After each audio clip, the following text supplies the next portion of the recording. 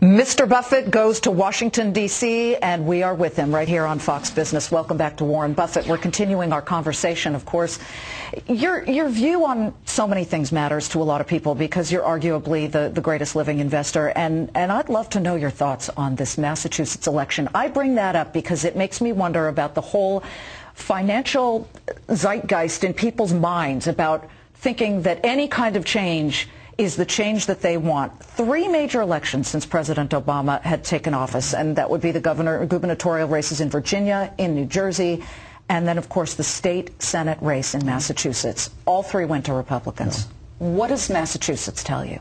Well, it tells us that people are unhappy with how they see the world around them right now. They see a high jobless rate. They see people having problems with their mortgages.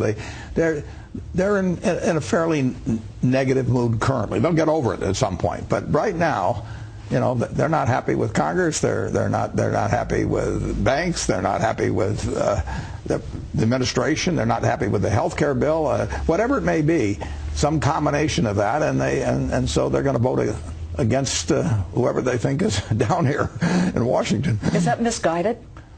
Well, it probably is, but it does send a message. I mean, you have to respond to that because in the end, to get things done in this country, you need to get people marching with you, and people right now are not marching with Washington. Well, yeah. I mean, we at Fox Business do this thing called Red Ink Watch, and if you were to print out the stimulus bill, it was about this high. I mean, yeah. How many trees had to die for this thing?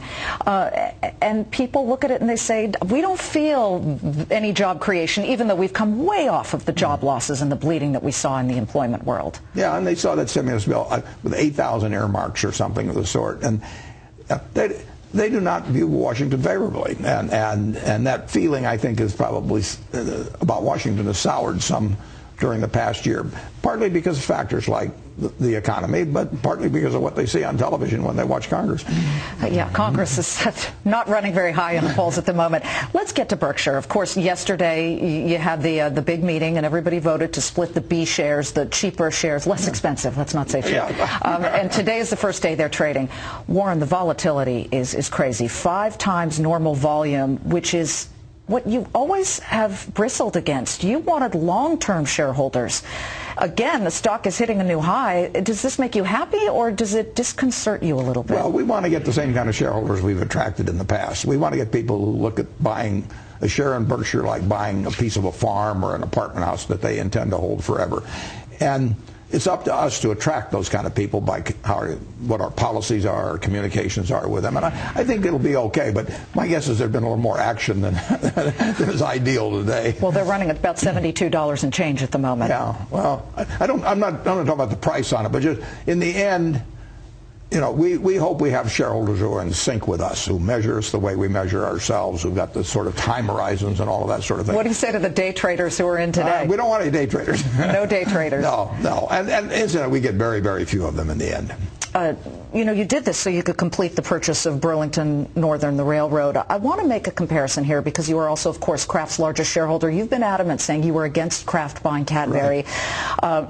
How does issuing shares of Berkshire at what many believe is a lower valuation with these B shares to buy Burlington Northern, a business that is far more cyclical perhaps than Cadbury would be to Kraft, how does that differ than what Kraft is doing? Well, Kraft is paying Kraft, for example, sold a pizza business in part where they sold it at 9 times operating earnings after tax. They only got $2.5 billion after tax. They said they sold it for $3.7 billion, but they sold it in a very tax inefficient manner. So they did that to buy something that probably, by the time you get through adding the costs they're going to incur, deal costs and everything, is 16 or 17 times earnings. We're not doing anything like that at Berkshire. We are issuing some shares, which I hate issuing.